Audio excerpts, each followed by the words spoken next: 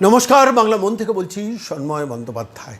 মদনের ডেরায় পুলিশের ঝাপটা, আজকের খবর। এই মুহূর্তে এই প্রতিবেদন যখন পেশ করছি তার কিছুক্ষণ আগে মদন মিত্রর বেলঘরিয়া কামাহাটি অঞ্চলের তিনি বিধায়ক, একমাত্র এই সাব ডিভিশনে। এইখানেই শুধু মদন মিত্রর ডেরায় জিতেছে তৃণমূল কংগ্রেস। মদন মিত্রকে তৃণমূল কংগ্রেস নেত্রী মমতা বন্দ্যোপাধ্যায় সদ্য তৃণমূল কংগ্রেসের এই সাংগঠনিক জেলার সভাপতি হিসেবে দায়িত্ব দিয়েছেন। বয়স হয়েছেন, কালারফুল মদন মিত্র এখনও কিন্তু দিদির সঙ্গ ছাড়েননি। যদিও তিনি একসময় বলেছিলেন আমি চার মাথার মোড়ে দাঁড়িয়ে আছি, কিন্তু শেষ পর্যন্ত তিনি এখন এই মুহূর্তে মমতা বন্দ্যোপাধ্যায়ের কাছের মানুষ এবং বিশ্বস্ত সেনাপতি হিসেবে। গতকাল অভিষেক বন্দ্যোপাধ্যায় মার খাওয়ার পর মদন মিত্র রাস্তায় দাঁড়িয়ে বলেছেন আমি বেলঘরিয়া অচল করে দেবো, এবং শুধু অচল করে দেবো না, শখানেক মানুষ, তেমন ভিড়টির হয়নি, শখানেক মানুষকে নিয়ে একটা বিদ্রোহী রণংদেহী একটা মেজাজ দেখিয়েছিল।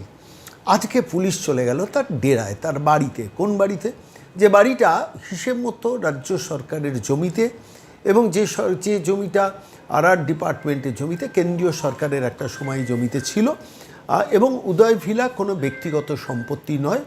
সেই ব্যক্তিগত সম্পত্তি নয় যেখানে, সেইখানে মদন মিত্র ঘরবাড়ি করে বসে আছেন, তার অফিস, এমএলএ কার্যালয় সব কিছু করে বসেছিলেন। ফলত সেইখানে পুলিশের নলেজে ছিল পুরো ব্যাপারটা। পুলিশ আজকে সেখানে হানা দিল, প্রচুর নথি তথ্য সেখান থেকে সংগ্রহ করে নিল। মদন মিত্র ফোনে ইলেকট্রনিক মাধ্যমকে বাইট দিলেন যে আমার সঙ্গে ফোনে কথা বলতে পারত, কিন্তু তিনিও ভালো জানেন যে সেটি আদতে তাঁর কোনো ব্যক্তিগত প্রপার্টি নয়।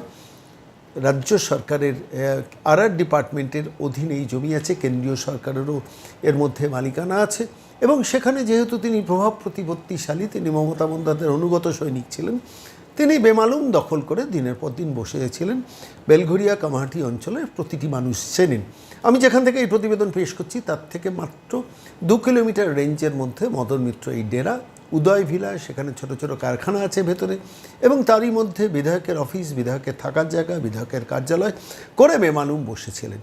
পুলিশ শুধু গেল না, পুলিশ তার বাড়ি থেকে প্রচুর নথি শুধু সংগ্রহ করলো না, তার নিকটতম একজন বিশ্বস্ত অনুচর গুড্ডু আনসারিকে বেলঘরিয়া থানার পুলিশ শেষ পর্যন্ত গ্রেফতার করেছে, এবং ব্যারাকপুর পুলিশ কমিশনারেটের অধীন নিশ্চিতভাবে ওপরতলার নির্দেশ এসছে যে এই ধরনের বেআইনি দখলদারি যেখানে যেখানে থাকবে সেগুলোকে শুধু ভেঙে গুড়িয়ে দিতে হবে না, প্রয়োজন হলে নথি তলব করতে হবে। অভিষেক বন্দ্যোপাধ্যায়ের 17টা প্রপার্টিতে যেমন নথি তলব করা হয়েছে যে তার অবৈধ কনস্ট্রাকশন নিয়ে, ঠিক একইভাবে কিন্তু সাম্প্রতিককালে আপনারা দেখেছেন যে বিভিন্ন স্টেশনগুলোতে হানা চলছে বুলডোজার। আমি যখন এই প্রতিবেদন পেশ করছি তার কিছুক্ষণ আগে খবর এলো বেলঘরিয়া অঞ্চলেও বুলডোজার নেমে গেছে। ফলত শেষ পর্যন্ত মদন মিত্র বাড়িতে বুলডোজার যায়নি, কিন্তু অন্যত্র গেছে।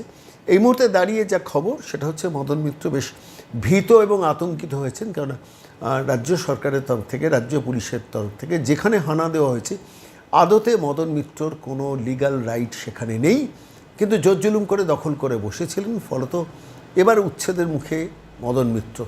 আমরা এতদিন ধরে শুনেছি বেআইনি দখলদাররা উচ্ছেদ মুক্ত হচ্ছেন, এবার কিন্তু খোদ বিধায়ক তিনি উচ্ছেদ মুক্ত হলেন। জানি না এখন শেষ পর্যন্ত তিনি কি ভাবছেন। টেলিফোনে তার গলার কণ্ঠস্বর শুনে মনে হলো বেশ ভীত সন্ত্রস্ত রয়েছেন, যদিও বাইরে একটু বিপ্লবীয়ানা দেখাবেন, কিন্তু সেই বিপ্লবীয়ানা দীর্ঘায়িত হবে না। একের পর এক ঘটনা প্রতিদিন ঘটে যাচ্ছে, এবং বাংলা ঘটনাবহুল পরিস্থিতিতে রয়েছে প্রতি মুহূর্তে, প্রতিদিন, প্রতি ঘন্টায়। আর আজকের সবথেকে বড় ঘটনা, ওদিকে চণ্ডীতলায় কল্যাণ বন্দ্যোপাধ্যায় মার খেয়েছেন বলে কান্নাকাটি করেছেন, আবার এদিকে মদন মিত্রর বাড়িতে হানা দিল বেলঘরিয়া পুলিশ, যে পুলিশকে প্র্যাকটিক্যালি তাচ্ছিল্য করতেন, কথায় কথায় উঠবোস করাতেন, সেই পুলিশই তার বাড়িতে চলে গেলেন। তার অবৈধ জমি জমা যে সেখানে দখল করে বসে আছেন, সেখান থেকে সম্ভবত তিনি উচ্ছেদের প্রতীক্ষায় দিন গুনছেন বা সময় গুনছেন বা ঘন্টা গুনছেন। মদন মিত্র কি সরাসরি স্পটে গেলেন? আমি যখন এই রিপোর্ট পেশ করছি তখনও পর্যন্ত কিন্তু স্পটে যাননি, টেলিফোনে শুধু ইলেকট্রনিক মাধ্যমকে বাইট দিচ্ছেন।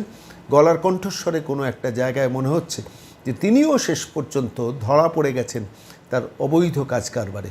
আপাতত লেটেস্ট আপডেট এইটুকুই। বাংলার মনে প্রতিদিন, প্রতি ঘন্টায় নতুন নতুন তথ্য আসবে, তথ্যগুলো নিয়ে ফিরে আসবো বাংলার মনে প্রতিদিন বিকেলে।